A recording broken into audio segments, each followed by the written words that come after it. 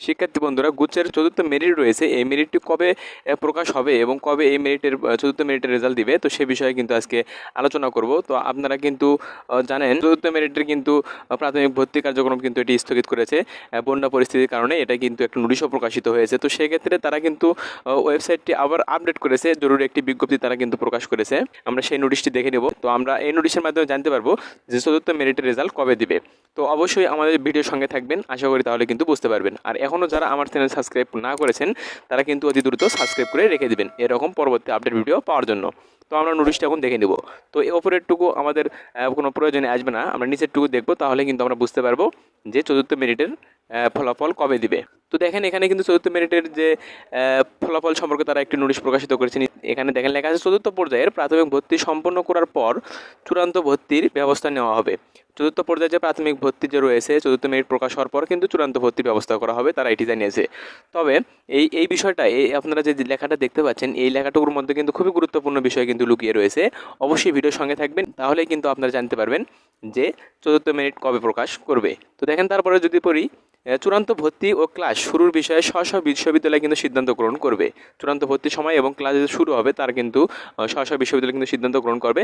তবে 1 সেপ্টেম্বর থেকে কিন্তু আপনাদের এই ক্লাস কিন্তু শুরু হচ্ছে না, তো এটা কিন্তু শিওর একদম।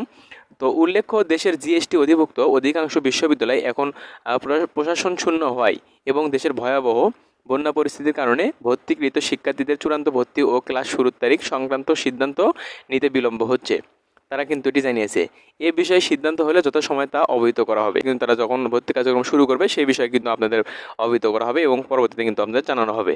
তো তারপরে যদি আমরা একটু দেখে নিই, দেখেন লেখা আছে, শিক্ষার্থীদের চাহিদার বিষয়টি বিবেচনা করে জিএসটি গুচ্ছভুক্ত বিশ্ববিদ্যালয়ের আসন শূন্য থাকা সাপেক্ষে কৃষি গুচ্ছের পরে চূড়ান্ত মাইগ্রেশন এবং সাবজেক্ট ও বিশ্ববিদ্যালয় উভয় এর মাধ্যমে কিন্তু ভর্তি প্রক্রিয়া সম্পন্ন করা হবে। তো এটা আমরা যদি ক্লিয়ার করে জানতে পারি, তো সেক্ষেত্রে আপনাদের কিন্তু কৃষি গুচ্ছের আগে চতুর্থ মেরিটার প্রকাশ হবে না, তারা কিন্তু এটি জানিয়েছে। তো শিক্ষার্থীদের চাহিদার বিষয়টি বিবেচনা করে জিএসটি গুচ্ছভুক্ত বিশ্ববিদ্যালয়ের সময় আসন শূন্য থাকা সাপেক্ষে কিন্তু কৃষি গুচ্ছের পর চূড়ান্ত মাইগ্রেশন এবং যে চতুর্থ মেরিট রয়েছে এটা কিন্তু প্রকাশ হবে। তো সেক্ষেত্রে কৃষি গুচ্ছে যারা চান্স পেয়ে যাবে তখন সে কিন্তু গুচ্ছে কিন্তু কিছুটা কিন্তু আসন সংখ্যা ফাঁকা থাকবে এবং কৃষি গুচ্ছে ভর্তি হওয়ার পরে কিন্তু গুচ্ছে দেখা যাবে অনেকটা আসন ফাঁকা থাকবে। সেক্ষেত্রে অনেকে যারা চান্স পায়নি সেক্ষেত্রে কিন্তু আপনারা অনেকে চান্স পেয়ে যাবেন। তো নিচে যদি আমরা একটু দেখে নিই, জিএসটি সংক্রান্ত সুনির্দিষ্ট কোনো জিজ্ঞাসা থাকলে প্রার্থীর জিএসটি রোল রয়েছে এবং জিএসটিতে আবেদনে প্রদত্ত যে মোবাইল নম্বর রয়েছে এটা দিয়ে কিন্তু আপনারা কমপ্লেন বক্সের মাধ্যমে জানালে প্রয়োজনীয়তা ব্যাখ্যা দেওয়া হবে।